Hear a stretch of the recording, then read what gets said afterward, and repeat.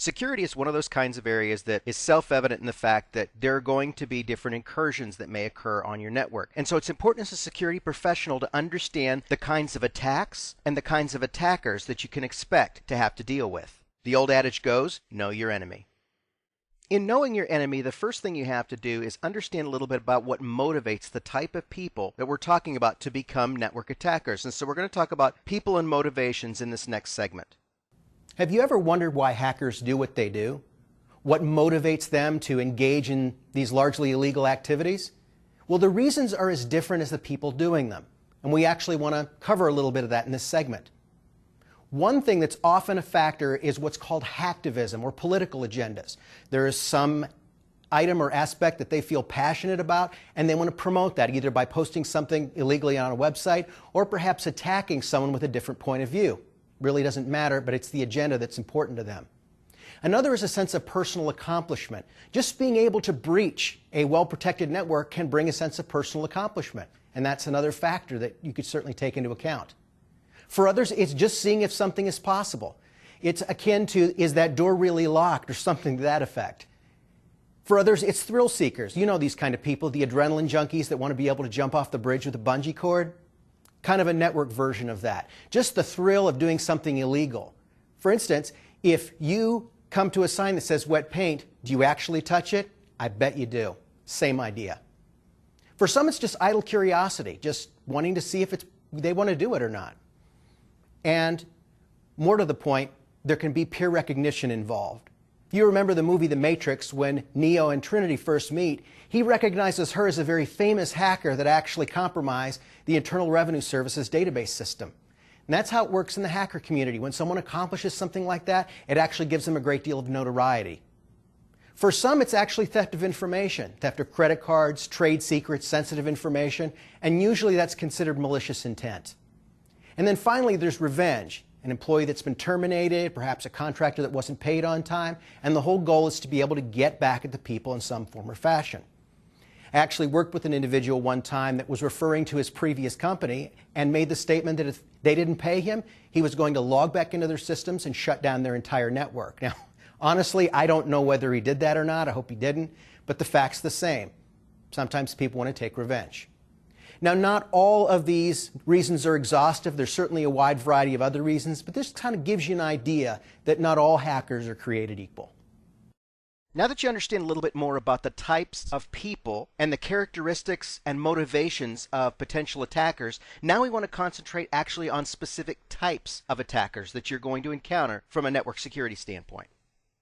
The first type of attacker is, ironically, an insider, those that have safety and access to the inside of the network. Now, this may sound counterintuitive, but inadvertently it ends up being true. There's all sorts of different reasons that insiders, which can be employees or contractors, for example, are going to be able to end up acting as attackers. To be honest, most are unintentional. Most have no intention of causing difficulties or security breaches, but inadvertently they do.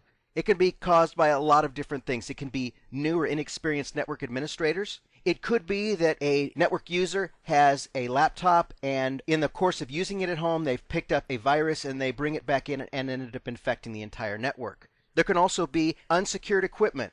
For instance, they may, just for their own convenience and use, have a router at their desk or a switch or an access point. And it could inadvertently create a security problem. For instance, when I worked in the service provider space, there were a number of the conference rooms that just had simple Linksys switches. This is before Cisco acquired Linksys. And there was one time we had the network literally brought to its knees because this device was throwing out bad packets. It wasn't intentional, but it literally caused an enormous problem.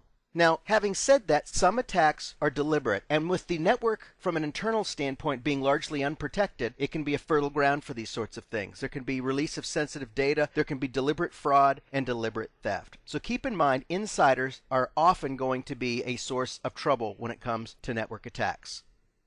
Another classification, as you can see by the lovely individual that's pictured here, are what are called script kiddies. These are generally inexperienced hackers. They're essentially amateur hackers. They make use of readily available tools, and there's a great deal of them on the internet. They usually exploit inadequately patched or protected systems. For instance, Windows-based systems usually have a lot of different vulnerabilities, which, by the way, are usually advertised with release notes and things of that nature. And script kiddies typically compromise systems for recognition purposes. They're not usually the source of serious network threats, and they actually frequently use scripts, hence the name script kiddies. Some of these classifications, by the way, come from the CISSP security certification materials, so it kind of gives you an idea of this is one of the pertinent source of information. Then you have botnets, and this is actually targeted malware where infected machines can actually create entry points on workstations or servers through various means. It can be email, it can be web browsing, there's just all sorts of different ways that this can happen, but it can end up creating compromised systems that give a foothold to attackers. Next, you have hacktivists, which is a hybrid term between hacker and activist, and it generally has to do with political agendas. These systems that are hijacked by these individuals are specifically for political purpose, and this may happen within the U.S., it may happen outside the U.S. For instance, Google experienced hacktivist activities in 2010 by botnets in the Asian region. Some are designed simply to send messages, spread messages, and others are intentionally trying to destroy data. Then you have phishers, and that's with P-H-I-S-H-E-R.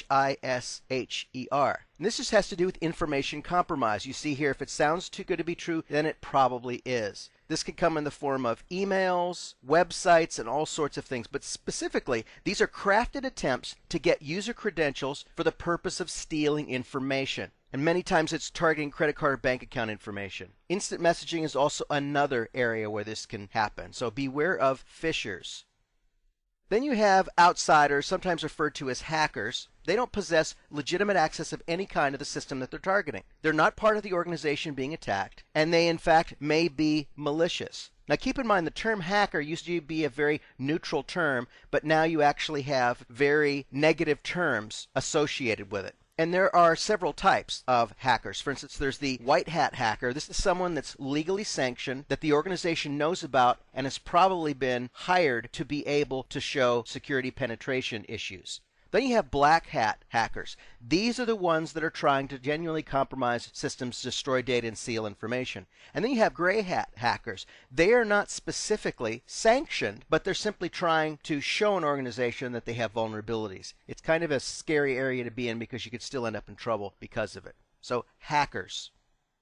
Now here's the conclusion with all this. You have different kinds of attacks, you have different kinds of attackers, and so the conclusion is that one typical type of defense is not going to take care of everything. You've heard the idea of one size fits all. Well, in security, one size does not fit all. So we've talked about profiles of attackers, we've talked about different kinds of attackers. Now we want to look at the kinds of things that these individuals do.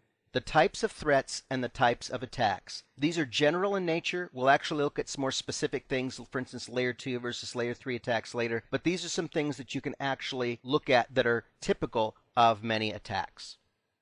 In order to be able to frame this properly, we want to use sort of a representative network to show how these different attacks work and what's involved. And here we have a typical network. You have workstations, a switch, you have the core switches in the middle, servers, and a firewall, and someone on the outside. So this is the basic framework we want to look at in considering what these attacks look like. Second of all, there's going to be two aspects. Usually there's going to be a network or network resources that are going to be attacked, and then you have an attacker, which is what's pictured to the right. The first thing we want to talk about is social engineering. This is actually a term that became popularized a number of years ago with Kevin Mitnick, who was a very popular hacker and now actually does consulting. Social engineering actually takes advantage of the weakest point in the network, and that is the end user. Most people genuinely want to be helpful, so an attacker can pose as a legitimate user needing help. So in this case, they could call the help desk or some individual on the inside of the network and say, you know, I messed my password up or I forgot my password and can you help me? And attackers take advantage of legitimate users to gather information about or access to network resources. This can take a variety of forms. For instance, it can extend to physical premise security as well. Perhaps the perpetrator pretends to be lost and asks directions to the part of facility that they want to access. It's untrue, it's a ruse, but it appears to be legitimate. Because people genuinely want to be helpful, they can fall victim to this type of attack very easily. This is, in fact, one of the most critical areas to guard against. This can be accomplished through direct contact, through phishing or farming, bogus emails, redirections, sites impersonating others, and so forth. There's just a variety of different ways to be able to accomplish a social engineering attack. Next, you have reconnaissance attacks. And reconnaissance attacks are not truly attacks in the sense that they're not actually intended to inflict direct harm. They are actually, as the term would suggest, to find potential ways of accessing the network. They're not trying to gain access. They're not trying to compromise the system. They're trying to find a way in. It's designed to discover vulnerabilities for later exploits or attacks. And it can include system scanning, network traffic, sniffing, port scans, and so forth. So we've talked about before in the CCNA world, if you recall, TCP and UDP have various ports, and some of those ports can be means by which compromise of systems can take place. Next, you have access attacks, and these are taking advantage of software vulnerabilities. There are many different attacks that can take place in this type of scenario. It can be impersonation. This is an individual like a hacker trying to pose as a legitimate user. There can be the software or hardware exploits, gaining access through a discovered vulnerability. For instance, buffer overflow attacks used to be popular on web servers, where you actually put in a much longer string of data than the system was designed to handle, and it would essentially crash and give open access to someone being able to try to compromise it. Then you have password attacks, which are scanning or spoofing passwords. Spoofing just basically meaning faking. Often, these exploitative type of attacks are attempted after reconnaissance and studying release notes to find a specific method for creating access. For instance, the buffer overflow I mentioned a moment ago. Release notes will frequently talk about areas of vulnerability and potential security issues. When systems are not regularly maintained, and this has to do with servers, routers, switches, workstations, and so forth, this is why patching is important, then it makes it a fertile target. One example is the Cisco Discovery Protocol can actually advertise information about the systems and their software level to outside entities. That's usually why when you're connected to outside entities, you turn CDP off. But that's just an example because it can give you version numbers, specific version numbers, that then an attacker could go and study and be able to attack against. Next, there's what's called a man-in-the-middle attack. You can actually see pictured here, you have a compromised device, you have the attacker, who's essentially instructing the compromised device to send all traffic to him or her for analysis so that they could actually sift through it and find usernames, passwords, and other critical information. This can take place on both wired and wireless networks depending on how the attacker is accessing resources. But it's a very real threat that can create all sorts of problems. Next, you have denial of service attacks. And this actually has to do with flooding the network or network resource with illegitimate traffic in order to starve out legitimate network traffic. There are different types of denial of service attacks. There are viruses which can create traffic from compromised hosts. In other words, these hosts start transmitting information just to flood the network. There are TCP SYN attacks. You recall, TCP has a three-way handshake, and a SYN attack essentially just starts the connection and then just doesn't do anything with it. So eventually, the device runs out of resources and it can crash, or there's a variety of different things that can happen. Typically, it just can't process any other traffic because it's so busy following these illegitimate connections. Then there's what's called the ping of death, where sending multiple ping or echo request packets that essentially overwhelm the system. And frequently, these are very large packets that take time to process. Denial of service attacks. A variant of this is what's called distributed denial of service attacks, or DDoS, where multiple hosts are used to attack from various vectors all at the same time. So just some terms to be familiar with in regard to attackers and network security. First is the word insider. These are users residing within the network, usually in an unprotected setting, and this includes end users, contractors, and other fairly legitimate users of the system. Social engineering, you may remember, is an attack method which exploits legitimate end users to gain information and or access to network resources. For instance, a person claiming that their password is lost and they need to reset it.